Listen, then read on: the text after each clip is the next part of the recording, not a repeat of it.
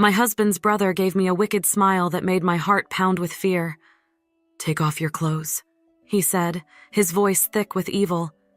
"You'll make a baby with me instead." Tears filled my eyes and I shook my head, trembling. "No, please, no!" I cried, my voice barely coming out. Fear had wrapped its tight hands around my throat, making it hard to breathe. In that moment, I did the only thing I could think of. I dropped to my knees and clung to my husband's leg, my hands shaking, tears streaming down my face. "Please, baby," I begged, my voice trembling. "There has to be another way. We can solve this problem together. But I can't do this. I can't sleep with your brother. Please don't make me." He looked down at me, silent for a long time. His face softened a little, showing pity. Then slowly, he glanced at his brother and nodded, signaling him to leave the room. I stayed on my knees, sobbing quietly, feeling both relieved and terrified. My husband gently lifted me up, pulling me into his arms and whispered for me to calm down, to stop crying. He left shortly after, saying he needed time to think. That night he returned but didn't say a word. We lay in bed together, side by side, both of us wide awake yet lost in our thoughts. The silence felt heavy, like a weight pressing down on us. In the dark, I could barely see him, but I could feel his presence beside me. Hours passed before I finally gathered the courage to speak, waking him softly and urging him to talk with me. "Please, just listen," I said, my voice breaking. "I understand that you want a baby, and you can't perform your duty as a husband, but bringing your brother into this is dangerous. One day, he could use it against you, against us." I could see his face tighten in the dim light, and I reached out, holding his hand, feeling the warmth of his fingers as I poured out my heart. But he looked away, his voice soft yet firm. "My brother wouldn't do that," he insisted. "He's my blood, and I trust him. I want him to help us because he's family." Tears welled up again as I pleaded, "There are other options, baby. We could look for someone else, a stranger. We could leave this place, start fresh in a home that's just ours, far from anyone who knows us." I hesitated, my voice trembling as I continued. "I would never imagine being with another man, let alone your brother. But if it means giving you a child, I'll do it. Just let me find the person myself." For hours we went back and forth, voices sometimes soft, sometimes rising with frustration. In the end, after what felt like a lifetime of tears and begging, he finally sighed, his voice low and defeated. He agreed to let me make my choice. I felt a wave of relief wash over me, yet the night still held a strange tension, a sense of uncertainty that lingered in the air. As we lay back down in silence, I wondered what the future would hold. The next morning, I was heading downstairs when I heard voices. My husband and his brother were arguing loudly, and I couldn't help but feel curious. I stepped closer to the door, trying to make out what they were saying without them noticing I was there. My husband was telling his brother that we were moving to another state, but his brother didn't like that one bit. "You can't just move away," his brother hissed. "If you do, you'll lose control over her. If she finds another man, she might leave you for him. You have to keep her close so she doesn't wander." My husband sounded frustrated. "I've already thought about it. I've made up my mind," he replied, his voice firm. But his brother wouldn't let it go. He kept pushing, saying things that made my skin crawl. "If you really want a family," his brother said slyly, "you should let me be the one to give you kids. That way you'll still have your family. Think about it.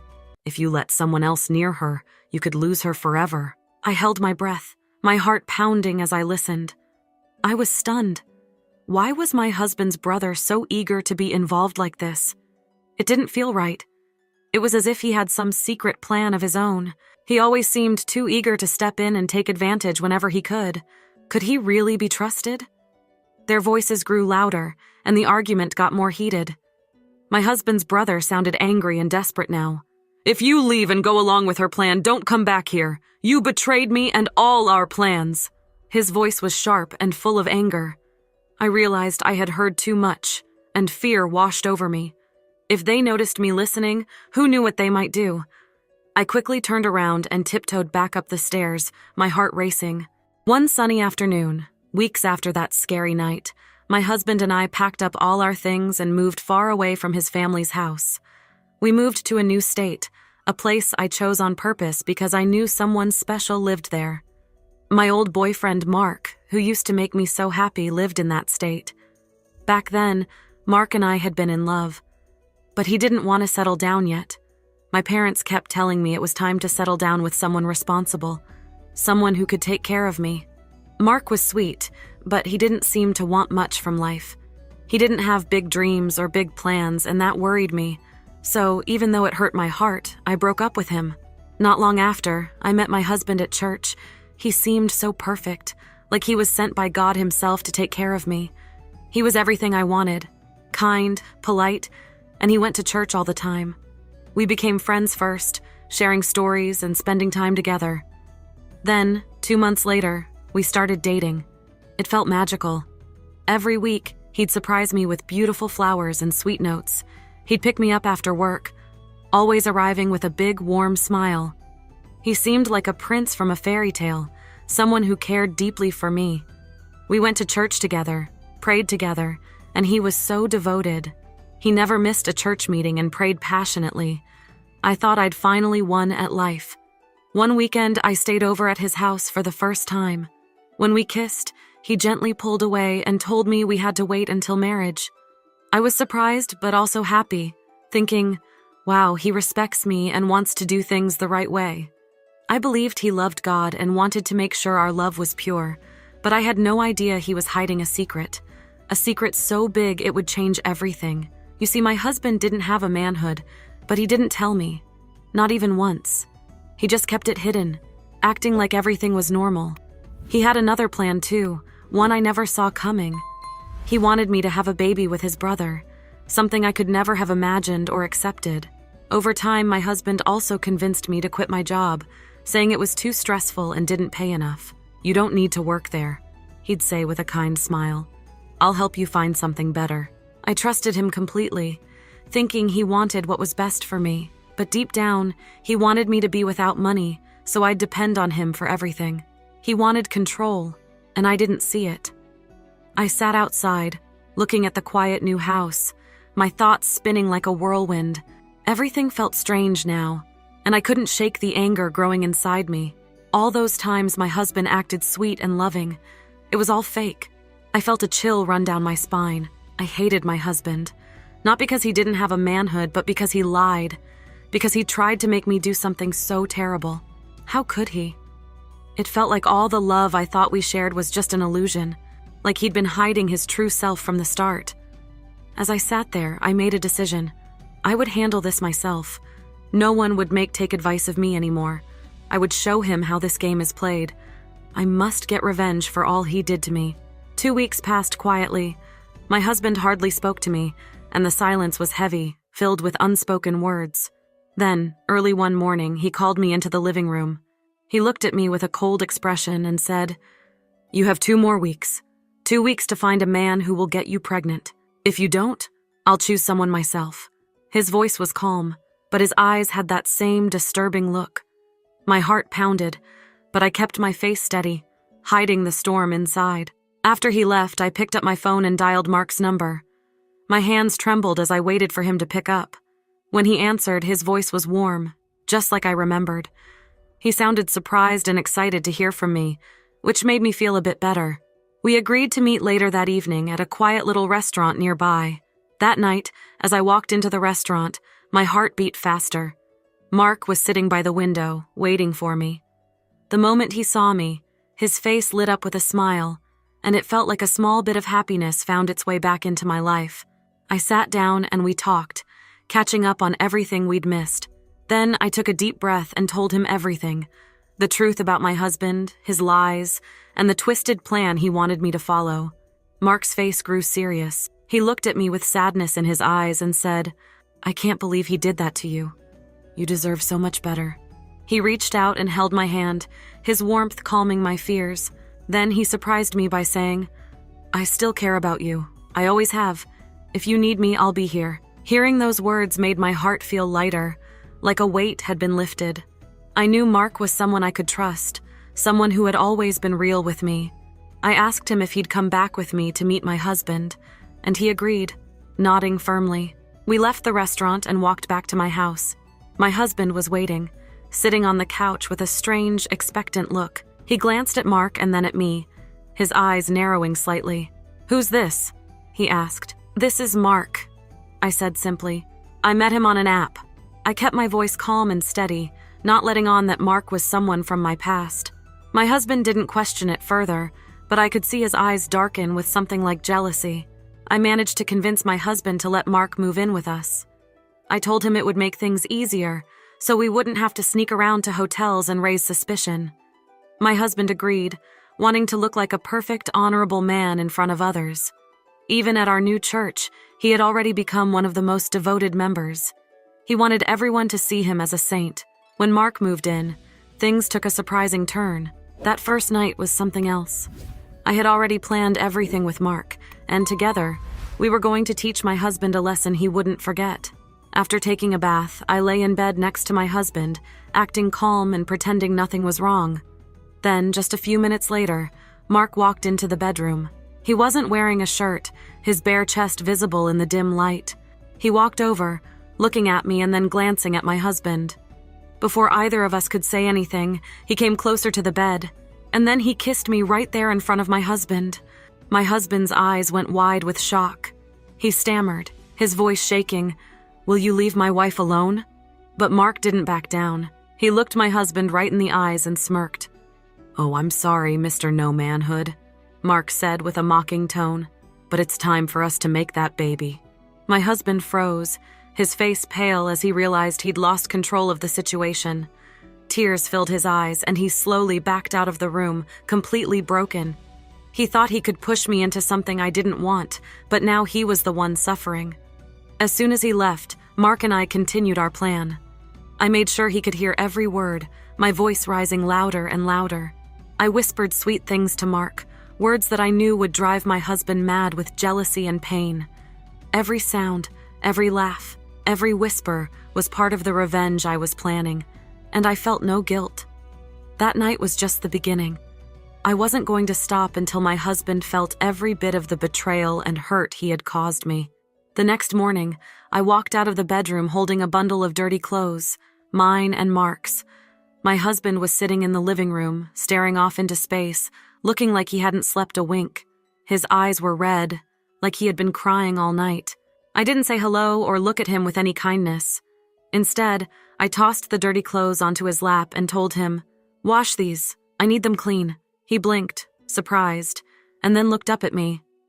"Why would I wash your clothes? And Mark's?" he asked, his voice barely a whisper. "Oh, we were busy all night working on the bed," I said, adding a cold, cruel smile. "I know you wouldn't understand, but we're tired and I need those clothes clean." His face went pale with shock. Then he stood up, anger finally breaking through his sadness. "How dare you speak to me like that? I'm your husband!" I looked him right in the eye.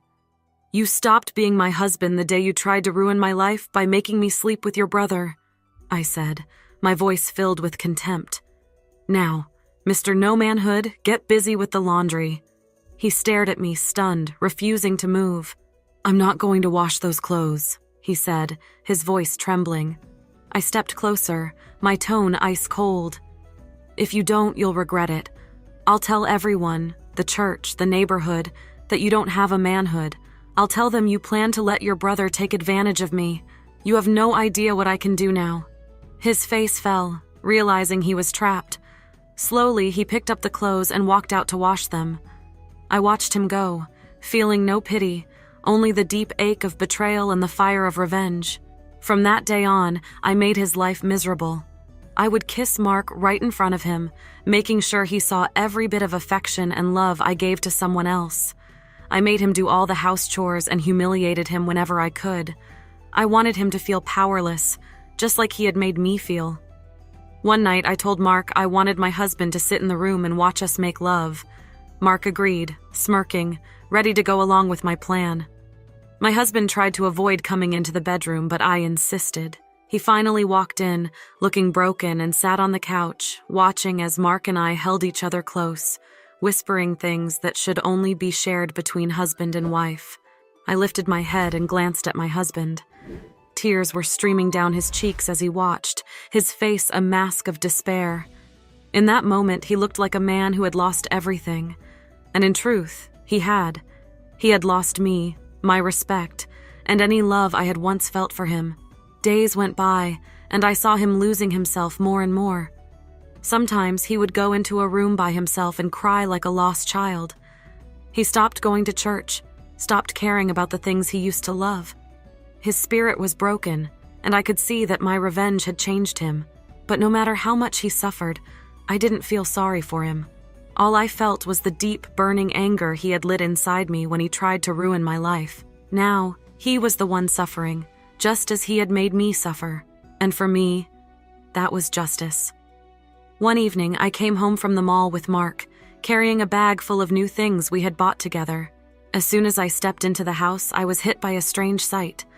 My husband was sprawled out on the couch, snoring loudly. He looked completely out of it. I felt a mix of surprise and confusion because he never drank alcohol. The house was a total mess, with dishes piled up in the sink and crumbs scattered on the floor. "Hey," I said, shaking him gently. "Wake up. Why didn't you clean the house or wash the dishes?"